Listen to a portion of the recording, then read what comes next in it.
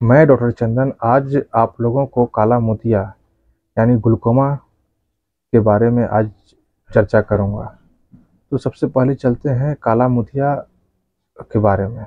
तो काला मोतिया अधिकतर मामलों में जो है इसका लक्षण नहीं दिखाई देता है, इसलिए यह दृष्टिहीनता का एक प्रमुख कारण माना जाता है। और काला मोतिया में जो है हमारी आँखों का जो ऑप्टिक नर्व जो है उस पे प्रेशर पड़ता है, जिससे उनको काफ़ी नुकसान पहुंचता है। तो आम तौर पे हम लोग ये कह सकते हैं कि ये काला मोतिया जो है एक साइलेंट किलर के रूप में हमारे आँखों में आँखों की बीमारियों में ये आता है। तो सबसे पहला जो हम लोग बात करेंगे कि जो काला मोतिया के कारण जो हमारे ऑप्टिक नर्व से जो प्रेशर पड़ेगा, तो उसके कारण क्या होगा कि हमारे जो नर्व्स में है उसका वो डिफेक्ट होने लगता है। और यदि ऑप्टिक नर्व पर लगातार यदि प्रेशर बढ़ता रहेगा तो वो नष्ट भी हो सकता है। तो इस दबाव को इंट्राओकुलर प्रेशर कहते हैं। और जैसे हम लोग जानते हैं कि हमारा ऑप्टिक नर्व जो है वो मस्त ब्रेन को ब्रेन तक पहुंचता है, और यदि यही ऑप्टिक नर्व अन्य भागों में पड़ने वाले दबाव को कम न किया जाए तो आँख का रोशनी पूरा तरह से जा सकता है। तो पूरा विश्व में जो है काला मोतिया एक ब्लाइंडनेस का सबसे सेकेंड मोस्ट कॉमन काउजेज है।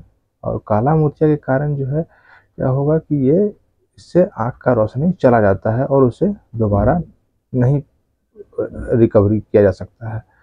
तो इसलिए बहुत ज़रूरी है कि आँखों का नियमित अंतराल पर जांच कराई जाए, ताकि आँखों पर पड़ने वाले दबाव का कारण पता लगाकर तुरंत उचित उपचार कराया जा सके।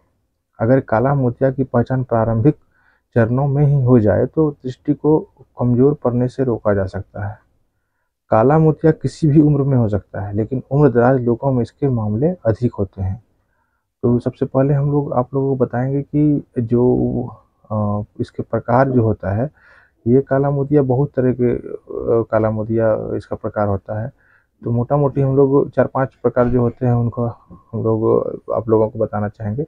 कि सबसे पहला एक होता है ओपन एंगल ग्लूकोमा, और एक ये हो गया। दूसरा हो गया आपका एंगल क्लोजर ग्लूकोमा, और लो टेंशन ग्लूकोमा या नॉर्मल टेंशन ग्लूकोमा भी बोलते हैं उसे। इसके बाद कंजेनाइटल ग्लूकोमा भी आता है और सेकेंडरी ग्लूकोमा। ठीक है, इसका सेकेंडरी ग्लूकोमा का भी 4 तरह का हो जाता है। ठीक है, तो सबसे पहला हम लोग आप लोग को समझाना चाहेंगे कि ओपन एंगल ग्लूकोमा क्या होता है। तो यह एक समान काला मोतिया का रूप है, और इसमें क्या होगा कि जो आँख से जो फ्लूइड रहता है वो उसको जो उसके बाहर जो निकलने वाला नली जो होता है उसको वो ब्लॉक कर देता है। इसके कारण क्या होगा कि आँख से जो फ्लूइड जो जो जितना मात्रा में बाहर निकलना चाहिए, ठीक है, तो वो निकल नहीं पाएगा। उससे आँखों में क्या होगा, दबाव पड़ने लगता है, जिसको हम लोग बोलते हैं इंट्राओकुलर प्रेशर क्या हो जाएगा, बढ़ने लग जाता है। इसके बाद हम लोग चर्चा करते हैं एंगल क्लोजर ग्लूकोमा के बारे में। तो एंगल क्लोजर ग्लूकोमा क्या है, तो इसे क्लोज्ड एंगल ग्लूकोमा भी बोलते हैं या नैरो एंगल ग्लूकोमा भी कहते हैं। तो इसमें क्या होता है कि आपका जो नली जो हो रहा है वो पूरा तरह से क्या होता है, बंद हो जाता है, जिससे आँख पे प्रेशर बढ़ जाता है। और यह जो प्रेशर जो है ये जो सॉरी ये जो जो जो फ्लो हो रहा है, तो उसमें क्या हो जाएगा, उसमें ऑब्स्ट्रक्शन आ जाता है। तो उसमें क्या हो, जब ऑब्स्ट्रक्शन आएगा तो लिक्विड जो आँख का जो तरल जो द्रव है वो अधिक मात्रा में एक जगह इकट्ठा होने लगता है, और उससे क्या हो जाएगा, प्रेशर बढ़ने लग जाता है, और इसके कारण भी तेज दर्द भी हो सकता है। अब तीसरा आते हैं लो टेंशन या नॉर्मल टेंशन ग्लूकोमा के बारे में। तो इसमें क्या होगा कि जो ऑप्टिक नर्व जो है उस पर दबाव नहीं पड़ेगा। ठीक है, उस पर बिना दबाव पड़े ही उसका नुकसान पहुंचता है। तो और उसके अभी जो है इसका कारण अभी पता नहीं चल पाया है। और जैसे कि हम लोग जानते हैं कि ऑप्टिक नर्व जो है काफ़ी सेंसिटिव होता है, या उसमें क्या होगा कि ब्लड का जो फ्लो है काफ़ी कम मात्रा में पहुंचने से ऐसा समस्या होता है। अब चौथा पॉइंट हम लोग का था कंजेनाइटल ग्लूकोमा। तो कंजेनाइटल ग्लूकोमा जो है वो जैसे कंजेनाइटल है तो जन्मजात हम लोग इसको बोलेंगे। तो जन्मजात जो काला मोतिया जो होता है तो ये वंशानुगुण जेनेटिकली चलता है, हेरिडिटरी जिसको बोलते हैं, ये हो सकता है। और क्या कैसे होगा, तो कंजेनाइटल में इसमें होगा क्या कि जब प्रेगनेंसी के कारण जो है, ठीक है, जो आपका जो असामान्य डेवलपमेंट होता है उसके कारण हो सकता है। और इसमें क्या होगा, जो ऑप्टिक नर्व जो है वो उसका नुकसान होने लगता है। तो इसमें जो नली होगा वो ब्लॉक हो जाता है, इसके कारण जो प्रेशर बढ़ने लग जाता है। तो ये कंजेनाइटल ग्लूकोमा में आपका आता है। तीसरा नेक्स्ट जो है सेकेंडरी ग्लूकोमा। सेकेंडरी ग्लूकोमा ये ऐसी स्थिति है जिसमें आँख का प्रेशर जो है बढ़ता है, इसके कारण जो ऑप्टिक नर्व है उसका डिस्ट्रक्शन होता है, क्षति पहुंच सकता है और जो काला मोतिया का कारण बन जाता है। यदि इसका समय पर उपचार नहीं किया जाता तो ये एंगल क्लोजर ग्लूकोमा का ही एक प्रकार हो जाता है। तो इसमें ये एंगल क्लोजर ग्लूकोमा में क्या होगा कि इसमें भी 4 प्रकार का हो जाता है। तो सबसे पहला पिगमेंटरी ग्लूकोमा हो जाता है, इसके बाद स्यूडो एक्सफोलिएटिव ग्लूकोमा होगा, इस तीसरा में ट्रोमेटिक ग्लूकोमा हो जाता है और नियोवास्कुलर ग्लूकोमा हो जाता है। तो अब हम लोग आते हैं कि इसके लक्षण क्या क्या हैं। तो सबसे पहला मैं आप लोगों को बताना चाहूँगा कि इनका कोई लक्षण नहीं होता है, ठीक है, किसी तरह का लक्षण दिखाई नहीं देता है। जब समस्या आपको ज़्यादा गंभीर हो जाता है तो आँख में क्या होगा, एक ब्लाइंड स्पॉट बनने लगता है, ठीक है, जिसमें कि जब ब्लाइंड स्पॉट बनने लगता है तो इसमें क्या होगा कि आपका जो ऑप्टिक नर्व जो है वो उसको डैमेज करने लग जाता है और इसके बाद जो है लक्षण दिखना शुरू हो जाता है। तो जो इसका लक्षण है वो डिपेंड करता है कि आपको किस तरह का काला मोतिया है और किस चरण पर है, कौन सा स्टेज में है। तो सबसे पहला इसमें क्या क्या लक्षण सम्मिलित होता है। तो सबसे पहला जो लक्षण होता है, तो सबसे पहले होगा क्या कि आँख में और जो सर में वो तेज़ दर्द होने लग जाता है। इसके बाद जो आपका विज़न जो है वो लॉस होने लगता है, धीरे धीरे धुंधला दिखाई पड़ने लगता है और आँख का लाल भी हो जाना। इसके बाद क्या होगा कि जो लाइट जो पड़ता है तो उसमें आपको एक रंगीन जो है वो, जैसे कि आप जैसे इंद्रधनुष जो देखते हैं उस टाइप का आपको एक छल्ला टाइप गोल इस तरह से दिखाई पड़ने लगना है। इसके बहुत सारे पेशेंट्स में जी भी मिचलाता है, नौजिया, वॉमिटिंग, इस तरह का कारण जो लक्षण दिखने के लिए मिलता है। अब हम लोग कारण पे चलते हैं कि जो काला मोतिया जो है उसका कारण क्या है। तो कारण क्या है कि उसका ऑप्टिक नर्व जो है उसका डैमेज होने के कारण ऐसा होता है।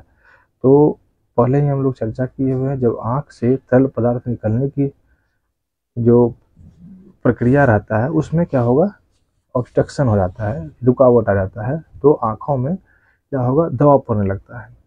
तो दबाव जब पड़ेगा तो क्या होगा, इंट्राओकुलर प्रेशर जो होता है IOP वो बढ़ने लग जाता है और यह समस्या जो है आपको कई कारणों से हो सकता है। उसमें बहुत सारे रिस्क फैक्टर्स हैं। तो सबसे पहला है क्या कि जैसे कि आपका उम्र बढ़ने से ये समस्या हो सकता है और मोस्टली कॉमन जो हम लोग देखते हैं कि 40 साल से ऊपर के लोगों को ही ऐसा समस्या होता है और 60 के बाद इसका खतरा काफ़ी बढ़ जाता है। और काला मोतिया का फैमिली हिस्ट्री भी रहता है और कई चिकित्सा में ऐसा स्थिति है जैसे कि जो बहुत सारी बीमारी में, जैसे हाइपोथायरॉयडिज्म हो गया या डायबिटीज़ हो गया, हार्ट डिजीज़ हो गया या हाई ब्लड प्रेशर, ठीक है, जिसमें कि हम पिछले वीडियो में भी आपका हाइपर टेंशन रेटिनोपैथी के बारे में चर्चा किए हुए हैं, डायबिटिक रेटिनोपैथी के बारे में चर्चा किए हुए हैं।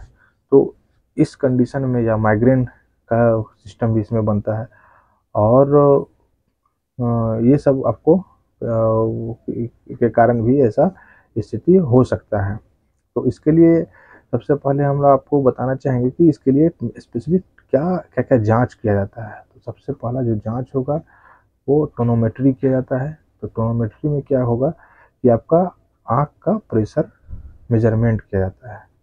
दूसरा क्या होगा कि फंडस, जो कि इस वैन के माध्यम से आपको इस रेटिना का एग्जामिनेशन किया जाएगा।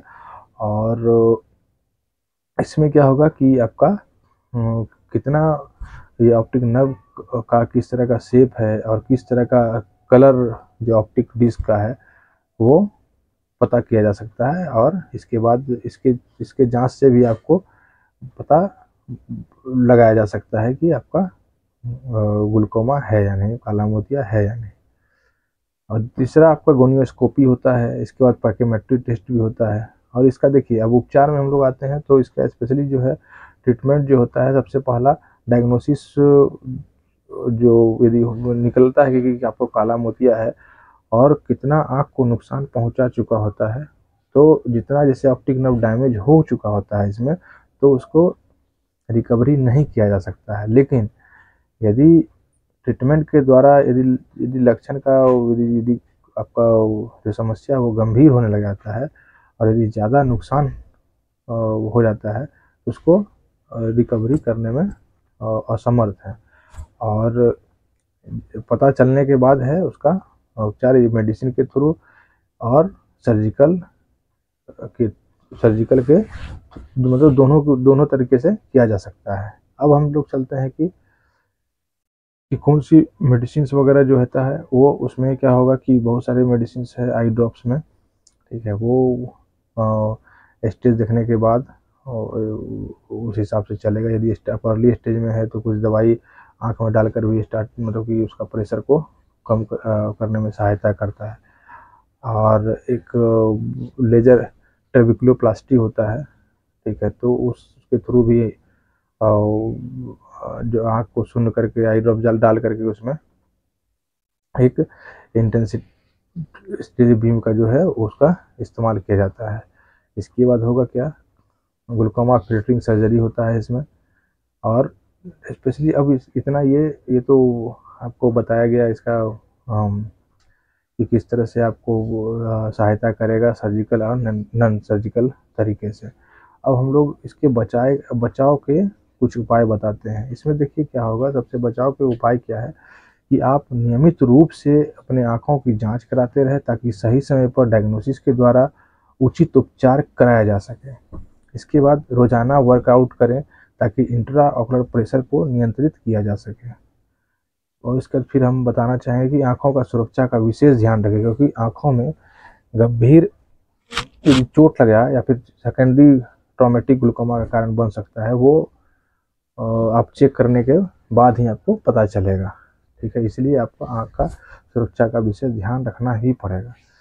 यदि आपके फैमिली हिस्ट्री यदि ग्लूकोमा का है तो आपको डॉक्टर से इसके बारे में आपको विस्तार से चर्चा करना पड़ेगा। इसके बाद आपको यदि कोई डॉक्टर आपको कोई सजेस्ट कर रहा हो ड्रॉप, तो उसको नियमित रूप से ही डालना। यदि आपको ग्लूकोमा है और कहीं किसी डॉक्टर से दिखलाए हैं और वो ड्रॉप रिकमेंड किए हुए हैं ग्लूकोमा का, तो आपको ज़िंदगी भर वो दवाई डालना है। और बीच बीच में अपना प्रेशर को भी चेक कराते रहना है। इसके बाद फिर अपने डॉक्टर से सलाह ज़रूर ले लेनी चाहिए। इसके बाद फिर मैं आप लोग से एक अनुरोध करूंगा, आँख अनमोल है, इनसे संबंधित समस्याओं का अनदेखी न करें। ग्लूकोमा यदि अर्ली स्टेज में पता चल जाता है तो उसका भी अनदेखी न करें, क्योंकि अगर आपको या आपके परिवार के किसी भी सदस्य में काला मोतिया के लक्षण दिखाई देता है तो डॉक्टर को दिखाने में बिल्कुल देरी न करें। काला मोतिया की जांच और उपचार के बारे में अधिक जानकारी प्राप्त करने के लिए आप मेरे से इस वैन के माध्यम से संपर्क कर सकते हैं। धन्यवाद।